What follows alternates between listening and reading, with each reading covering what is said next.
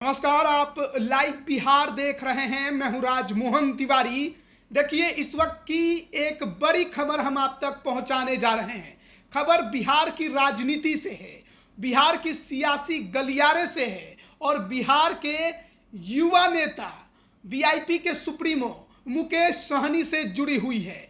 खबर यह है कि मुकेश सहनी अभी जिस सरकारी बंगले में रहते हैं, शायद उसको बहुत जल्द वो खाली कर सकते हैं। और मुकेश सहनी अगर बंगला को खाली करने वाले हैं, यानी सरकारी बंगला त्यागने वाले हैं, यानी कि उनकी जो थोड़ी बहुत गुंजाइश बची हुई थी महागठबंधन के साथ जाने की, इसका अर्थ है कि अब वो भी उस गुंजाइश पर विराम लगने वाला है।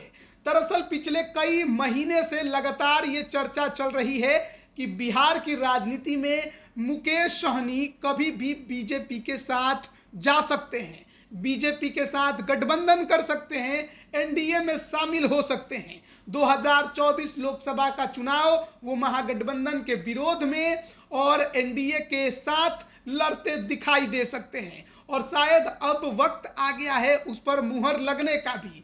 पिछले कई महीने से डील को लेकर चर्चा छिड़ी हुई थी। लगातार हम देख रहे थे कि मुकेश सहनी कभी मुंबई में बीजेपी के नेताओं के साथ मुलाकात कर रहे थे, कभी दिल्ली में, लेकिन समझौते पर बात नहीं बन रही थी। लेकिन अब लगता है कि बातचीत अपने अंतिम दौर में आ गई है और उस दौर में आ गई है जहां पर मुकेश सहनी अब महागठबंधन के साथ जो बचा कुचा रिश्ता है उसे भी समाप्त करने की ओर कदम बढ़ा रहे हैं। और बंगला जो खाली करने का सवाल है वो उसी एक कदम की ओर दिखाई देता है, क्योंकि मुकेश सहनी न मंत्री हैं न एमएलसी हैं, उसके बावजूद भी वो सरकारी बंगले में रह रहे हैं। और इसी को लेकर लगातार ये कयास लगाए जाते थे कि नीतीश कुमार जो बिहार के मुख्यमंत्री हैं, महागठबंधन का नेतृत्व कर रहे हैं, उनके साथ उनके संबंध मधुर हैं, लेकिन शायद महागठबंधन के साथ मुकेश सहनी की वो डील नहीं हो पाई जिसकी गुंजाइश में वो लगे थे,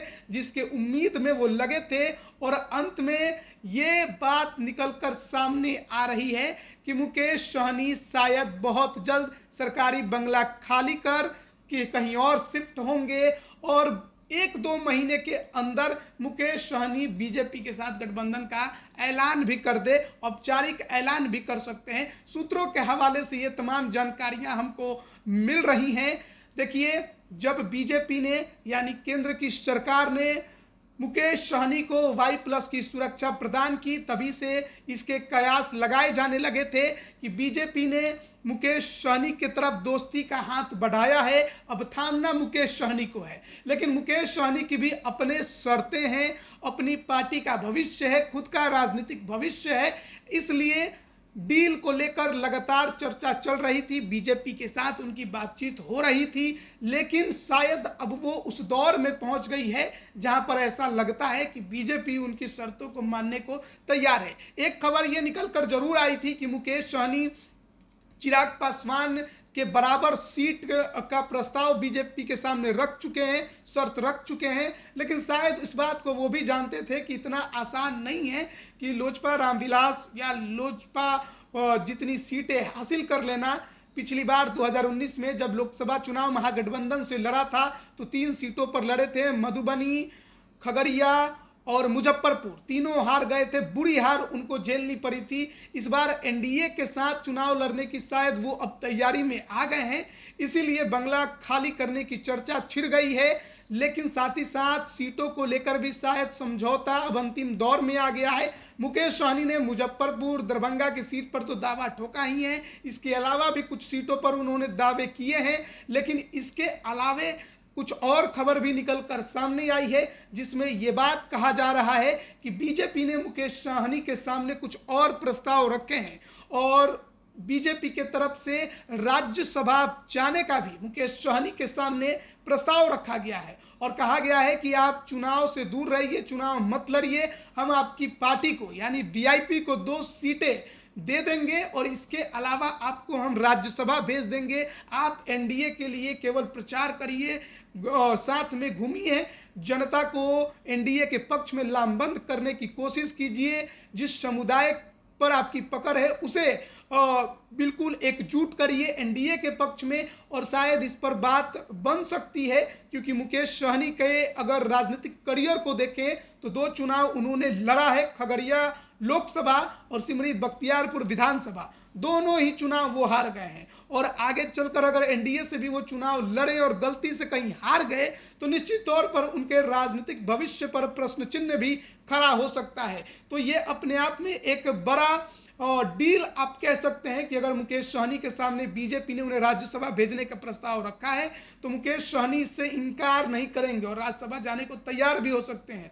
वैसे स्थिति में उनके जो भाई हैं वो आपको बिहार में कमान संभालते भी नजर आएंगे, शायद लोकसभा का चुनाव लड़ते भी आपको दिखाई दे सकते हैं। बिहार की राजनीति में मुकेश सहनी ने अपना एक कद बनाया है, अपनी एक पहचान बनाई है, सन ऑफ मल्लाह के नाम से जाने जाते हैं, और ये माना जाता है कि बिहार में जो मल्लाह समुदाय है उस पर मुकेश सहनी की पकड़ है, उस वोट बैंक की वो राजनीति करते हैं। लेकिन शायद मुकेश सहनी भी इस बात को समझते हैं कि उनसे पहले यह वोट बैंक बीजेपी के साथ हाल की स्थिति में ज्यादा संख्या में रहा, और अगर महागठबंधन के भी साथ जाए तो पूरा का पूरा जाएगा या नहीं जाएगा ये तो कोई बता नहीं सकता। लेकिन मुकेश सहनी ने अकेले लड़कर ये जरूर दिखाया है कि उनके पास वोट बैंक है, और इसीलिए शायद बीजेपी ने उनको पहले Y+ की सुरक्षा देकर दोस्ती का हाथ बढ़ाया, और शायद अब वो जो डील है मुकेश सहनी और बीजेपी के बीच की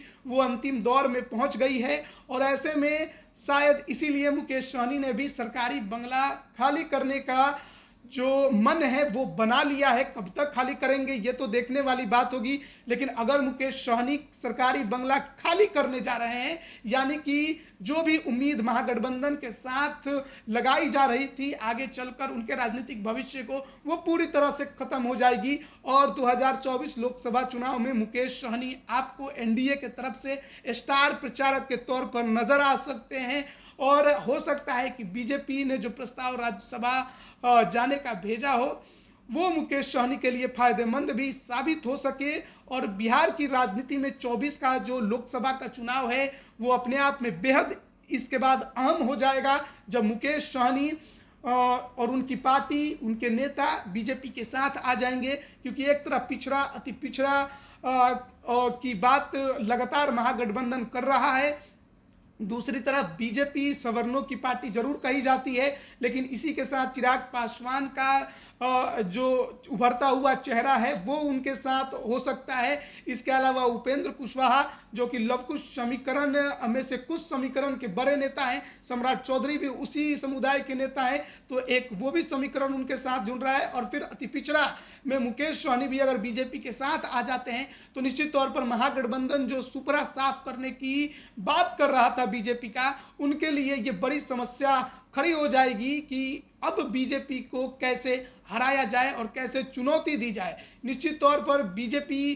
के लिए ये राहत की खबर होगी अगर मुकेश सहनी उनके साथ गठबंधन को लेकर समझौता पूरी तरह से कर चुके हैं और मन अगर उन्होंने बना लिया है, क्योंकि बीजेपी के वोट बैंक में जो सेंधमारी का डर लगा हुआ था शायद वो डर खत्म हो जाएगा। और इससे एक और बात तय हो जाएगी कि बीजेपी के शीर्ष नेतृत्व भी ये मान लेगा कि बिहार में अगर कोई मल्लाहों का, निषादों का नेता है तो वो मुकेश सहनी है और कोई नहीं है। अजय निषाद पर बीजेपी ने दांव लगाया, लेकिन शायद वो इस बात को समझ गई है कि वो उसे भुनाने में कामयाब नहीं हो पाए, वो मल्लाहों को एकजुट करने में कामयाब नहीं हो पाए, निषाद समुदाय के तमाम उपजातियों को एकजुट करने में कामयाब नहीं हो पाए। और इसीलिए अब मुकेश सहनी का पलड़ा धीरे धीरे उनके समुदाय में भारी, और बीजेपी के लिए भी वो एक बड़ा एसेट बनने की तैयारी में लग गए हैं। और देखना बड़ा दिलचस्प होगा कि जो खबर निकलकर सामने आ रही है उस पर क्या सच में मुहर लगती है। मुकेश सहनी कब तक सरकारी बंगला खाली करते हैं, मुकेश सहनी कितनी सीटों पर बीजेपी के साथ डील करते हैं, राज्यसभा जाने की जो चर्चा अब नई शुरू हुई है उसमें कितना सच्चाई निकलकर सामने आता है। बने रहिए लाइव बिहार के साथ। आप सभी का बहुत बहुत धन्यवाद। लाइव बिहार यूट्यूब पर सब्सक्राइब और फेसबुक पर लाइक जरूर करें।